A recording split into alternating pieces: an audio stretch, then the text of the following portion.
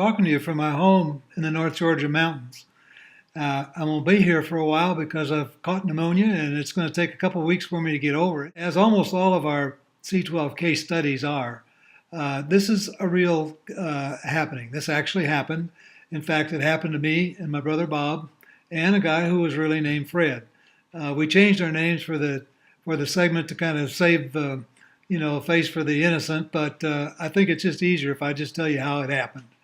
Bob was making a sales call in California, and he met Fred during that call. They hit it off. Fred was a good schmoozer, and Bob hired Fred to be our West Coast sales representative. That was outside of our normal processes for hiring, but it seemed like maybe even God's provision for us, as we really needed somebody on the West Coast. Fred was well connected and looked like an ideal choice, perhaps. So we went forward, and I thought it was a good deal. I met Fred. He was a good salesman, very well met person.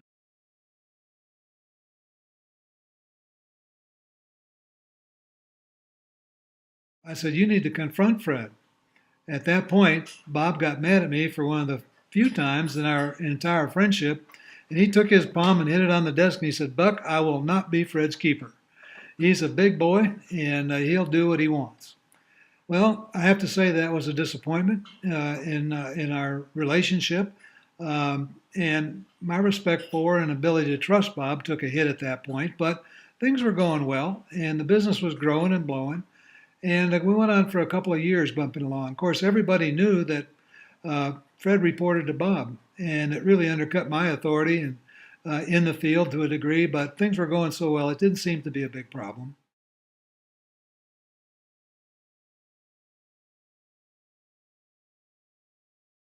When I heard his explanation to Bob, I said, "Bob, this is wrong. This is against everything that we really say we stand for." It was as though Bob was just afraid that he just couldn't do what he needed to do as a leader in this circumstance. And it was only a couple of years after this time that Fred left, taking another salesman with him, and stole a quarter to a third of our business, and hurt the company in a significant way, causing us to do layoffs and things. And some things we should have done, but a lot of things that we didn't want to do.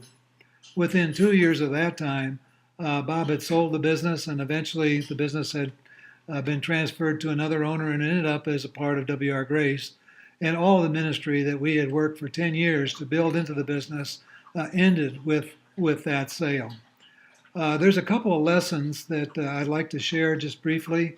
I know there's some of Bob and some of Fred and all of us, but as a leader, we need to be particularly careful of how our actions impact other people.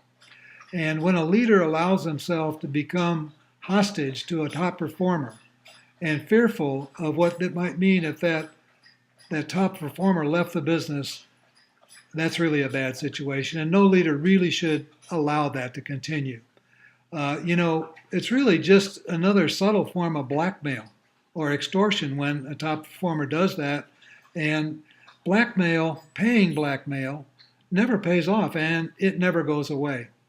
And a compromise in this kind of a circumstance is really harmful, and it's never free. So for whatever degree you see yourself in any of these people in the case study, I hope it's a good lesson. It was a life lesson for me, and I hope it is for you.